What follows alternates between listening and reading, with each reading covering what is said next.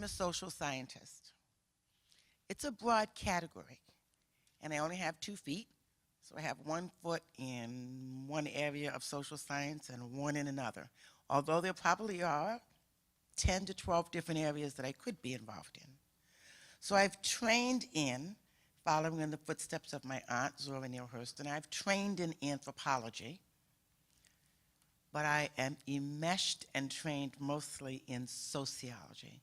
And so sociology is what I teach, and sociology I teach in that it's not a dead German, French, male science that you have to learn like Etch-a-Sketch. Okay, so you spend 15 weeks stuffing it in, okay, to regurgitate it back on a test, and then you turn it over like an Etch-a-Sketch and shake it loose at the end of 15 weeks so you've got room for something else the next semester as you continue through school. Done properly, a good course in sociology empowers you and changes your life. So anyone who's had a sociology course that says it sucks, it stinks, it's horrible, it's boring, it's useless, what are you going to do with a degree in sociology? The only problem that they've had is a really bad, sucky professor. Because done properly, it's fun, it's engaging, it's motivating, it's powerful, and I will tell you how, and that is by connecting what you read to who you are, the group that you belong to, and the intersection of your biography and history, and what you can do with this powerful tool that basically is the study of social life and behavior among groups. And we all belong to plenty of groups. Your sex determines the group that you're in, your race, your ethnic origin, your religion, your political affiliation, if you've got one, your sports activities, your music, whatever it is that you do is a group. Sometimes you get to choose the group that you belong to. You want to be a tuba player. That's your choice, okay?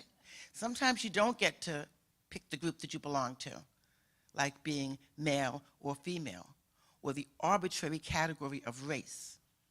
That's given to you by this society, all right? And sometimes these groups get along, and sometimes they don't.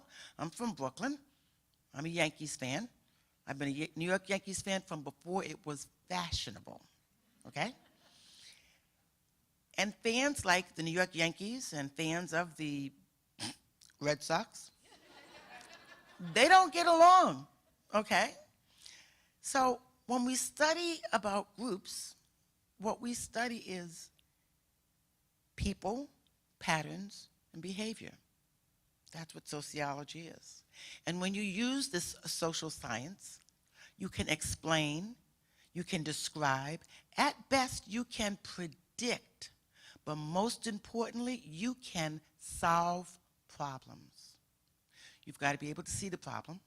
You've got to be able to examine the problem. You've got to be able to use these scientific methods, these proven methods, to examine basic issues that we've been trying to resolve since the beginning of time in our discipline.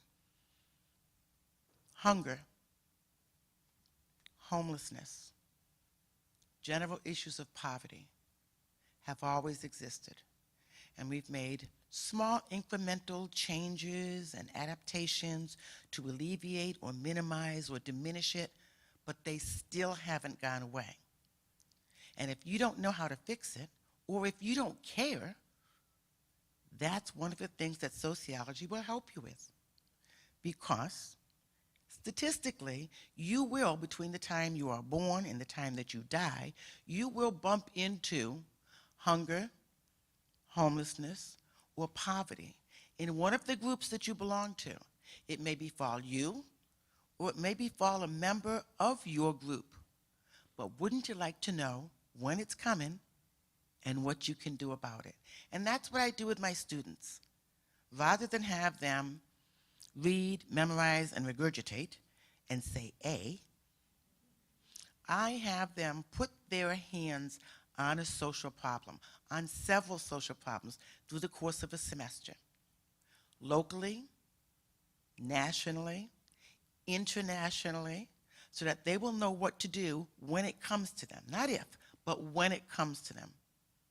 So understanding what hunger and food insecurity is different than I've got a 2 o'clock class and I didn't get to lunch at 12:30 and my stomach is gurgling and when is this lecture going to be over and can I eat my chips in the classroom?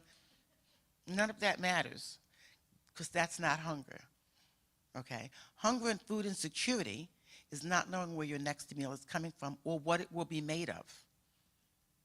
Can we do something about that? Richest country in the world, richest state in the union with the highest per capita income? Well, yes, we can. But how do we do it? So I give them these skills. And what I do is I use an applied sociology approach. Okay, so we literally put our feet in the shoes of the people. We do this with homelessness. And every semester we build a cardboard city on the front lawn of Manchester Community College, and we spend one night in a cardboard city. Now, let's see how this experiment goes. Everybody gets their boxes, they put out their tarps, they build their cardboard city, and for the last 9 years, the rain falls, and the cardboard cities collapse, and people get really angry. Okay? What makes them angry is not so much that they're in a soggy cardboard box, but that it interrupted their sleep at 2, 3 o'clock in the morning. And they're angry because the one prohibition for our experiment of living as a homeless person, advocating for and raising awareness of homelessness, the one prohibition that I install on this group who voluntarily participates in Cardboard City is that they're not allowed any electronics. That sends them off the deep end. Okay? Now, this is for one night, and there's an end in sight. So we've got cold weather, we've got chilly weather, we've got you're going to lose a digit weather, we've got rain, tarps, a long walk to the bathroom. There is a bathroom, but there's a long walk to the bathroom. And then we talk about the fact that where they're living versus where I'm living for that night is based on your level of educational attainment. I have 3 degrees. I have a pop-up tent. I have a 30-degree below bedding inside. My son's sleeping bag from when he was in Afghanistan, okay? So I'm good, I'm comfy, I'm cozy, all right? And we talk about that when we get back in the classroom, okay? That these are variables that are true, okay? That based on your level of educational attainment, it will determine where you live. Safe, good services, close to things that you would like to be close to, far away from things that you don't want near you. Okay, are you living near the dump? Are you living near the high tension wires? Or are you living in a good pop-up tent? Okay, I get to use my iPad. Okay, and so we talk about this. We've lived it. And then we talk about the anger that always comes out of this experiment. Knowing that there's a deadline in place. I wake them at 6 o'clock in the morning. 6 o'clock, I'm going around banging on the soggy boxes. Get up, get out. Clean it up, get out. Because this is what happens. If you're in a shelter or if you're homeless, when the sun comes up, you have to be gone off that park bench, out of that park, out of that alleyway. Shelters don't let you sleep in. You have to get up and get out. That's the reality of it. And even though they will be leaving the campus, getting in their cars, going to their homes to take a hot shower, get something out the fridge to eat, and get in their cozy bed, they don't understand the anger still until we debrief the next time we meet in the classroom. And then they get it. When the government fell down on the job a little bit after Katrina brushed by New Orleans, because it wasn't Katrina that destroyed NOLA and the lower ninth, it was the failure of the levees. And so when the government kind of failed at putting their hands on that problem, my students were so empowered, Okay, they said, we can do something. We can go there. We can help them. And we did. We raised a slew of money and bought plane tickets and made arrangements to stay at Camp Hope. And we went down there for 10 days, and we worked for Habitat for Humanity in New Orleans. NOLA means New Orleans, Louisiana. Okay? And so we made a documentary out of it, all right, of our venture down there and what it meant to these students. And to meet the people in the lower ninth, and to speak with the Army Corps of Engineers, and to tour the levee system, and to stand right there in a field of nothing more than foundation steps, just steps. That was the area where the families lived when the water came in the middle of the night and washed them, all of their items, and all of their family members away. So to stand in that spot was powerful for them. And we went back year after year after year. And over the course of about 4 or 5 visits, with over 100 students, we built 8 houses. Well, it's not a lot, but to those 8 families, and we go back and we see them, we put our hands on a national problem and did something about it.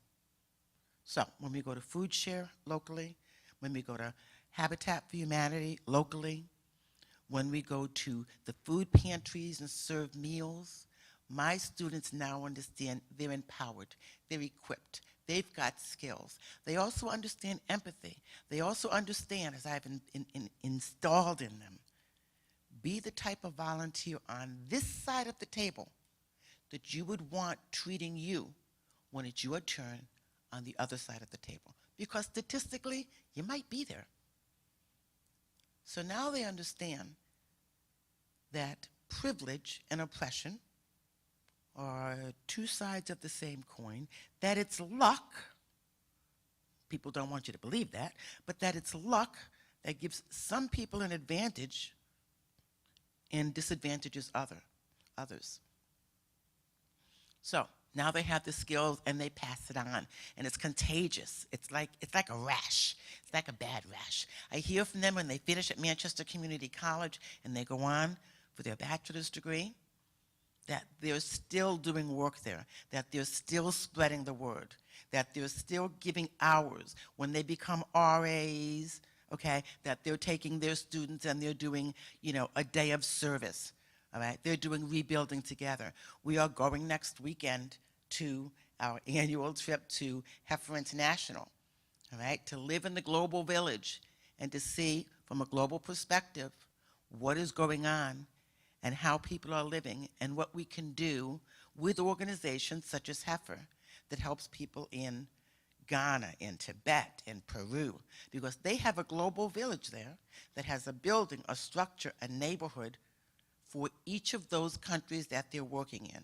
There's one structure, there's one garden, and the animals, water buffaloes and such, all right?